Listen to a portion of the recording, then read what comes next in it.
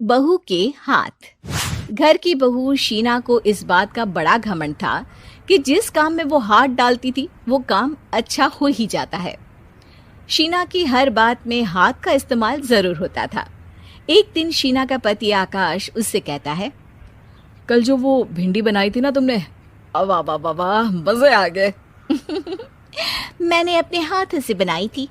मेरे हाथों में वैसे भी जादू है, जिस चीज को छू लेती हूँ सोना बन जाती है। अब ये थोड़ा ज्यादा हो रहा है। मतलब अगर हर चीज को छू के सोना ही बना देती हो तुम, तो हमारे नाम के पीछे भी अंबानी ही लगा देते हम। चुप रहो, मुंह पे हाथ रख लो, कुछ भी बोलते रहते हो।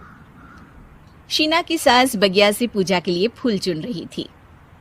सुंदर, अति सुंदर, कितने प्यारे गुलाब के फूल हैं। भगवान जी खुश हो जाएंगे। मैंने अपने हाथों से जो पौधा लगाया था, मेरे हाथों की कोई भी चीज बेकार नहीं जाती। हाँ बेटा, सही कह रही है। इसीलिए तो तुम्हारे पिताजी से मैंने अपने बेटे के लिए तुम्हारा हाथ मांगा था। और उन्होंने हाथों हाथ में मेरा हाथ आपकी बेटी के हाथ में दे भी दिया था।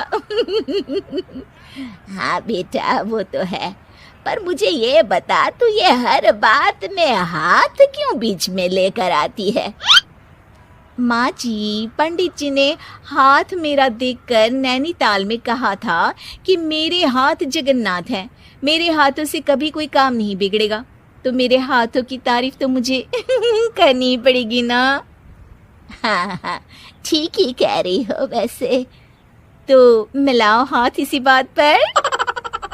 शीना को न सिर्फ इस बात पे गर्व था कि उसके हाथ से सब अच्छा होता है, बल्कि घर के सारे काम भी वो पहले अपने हाथ से करती, फिर कोई दूसरा उन कामों को कर पाता। एक दिन शीना कपड़े धो रही थी। अरे घर में वॉशिंग मशीन है तो सही, खुद क्यों थक रही हो? कपड़े पहले मेरे हाथ से धुलेंगे, फिर वॉशिंग मशीन से। पहले हाथ की सफाई, फिर मशीन की धुलाई।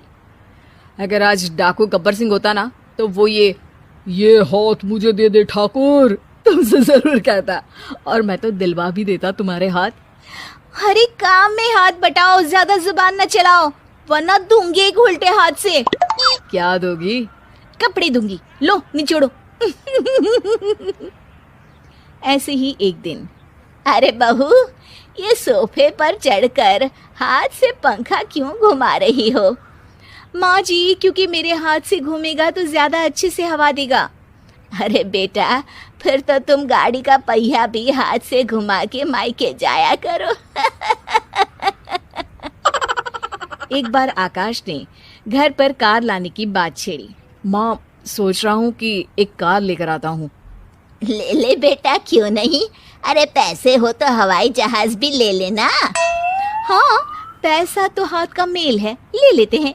इस हाथ पैसे देंगी, उस हाथ कार ले लेंगी।